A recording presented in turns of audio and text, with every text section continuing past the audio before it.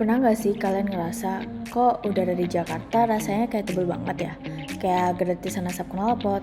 Well, ini nggak cuma tentang kesehatan. Ini contoh nyata market failure dalam ekonomi. Yuk kita bahas biar kelihatan gimana teori ketemu realita.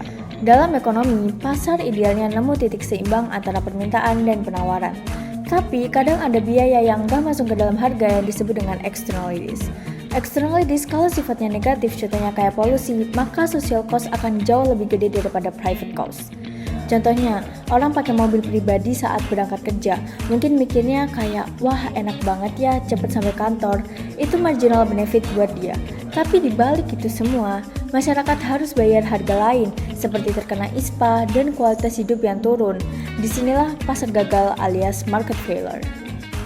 Data IQR pada tahun 2025 mencatat kalau Jakarta menempati urutan ke-10 kategori kota dengan kualitas udara terburuk di dunia dengan nilai PM2,5 rata-rata 23 mikrogram per meter kubik atau sekitar 4,6 kali lipat di atas standar WHO yang cuma 5. Kementerian Lingkungan Hidup bilang kalau 44% polusi itu berasal dari transportasi darat, sisanya dari industri dan pembangkit listrik.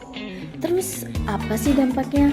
Data Kementerian Kesehatan nunjukin kalau kasus ISPA di Jabodetabek melonjak ke lebih dari 100.000 kasus per bulan saat polusi parah.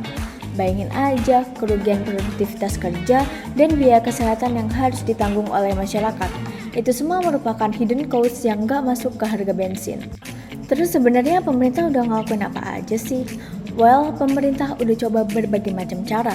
Pertama dari sisi regulasi, ada uji emisi yang diwajibin, aturan ganjil genap di Jakarta, plus instruksi Gubernur nomor 66 tahun 2019 soal pengendalian kualitas udara. Terus ada juga dari segi insentif, kayak subsidi motor listrik sampai 7 juta rupiah dan pembangunan transportasi umum kayak MRT dan LRT. Terus ada juga bentuk disinsentif, misalnya wacana pajak karbon di sektor energi. Dan yang terakhir ada edukasi publik melalui kampanye transportasi massal dan gaya hidup ramah lingkungan. Tapi jujur aja, kepatuhan uji emisi di Jakarta masih berkisar di 5-10%. Jadi emang sih kebijakannya ada, tapi implementasinya yang lemah. Di sisi lain, subsidi motor listrik bagus, tapi mayoritas masyarakat masih membeli motor berbahan bakar bensin karena lebih murah. Menurutku, masalah utamanya ada di bounded rationality. Semua orang mikirnya pendek, hemat waktu nih naik mobil atau motor pribadi, nggak peduli biaya sosial jangka panjang. Nah, disinilah peran pemerintah yang krusial banget. Kalau kita bandingin sama negara tetangga kita di Singapura udah lama punya electronic road pricing atau ERP buat ngurangin kendaraan di jam sibuk plus pajak karbon yang jalan sejak tahun 2019. Hasilnya, polusi bisa ditekan lebih cepat. Artinya bukan cuma regulasi yang penting, tapi juga konsistensi dan penegakan hukum yang harus dijaga. Di Indonesia, solusi harus lebih terintegrasi, seperti uji emisi yang harus ada sanksi realnya, pajak karbon yang hanya jangan sekedar wacana, dan transportasi publik yang harus lebih murah dan bisa diakses semua kalangan.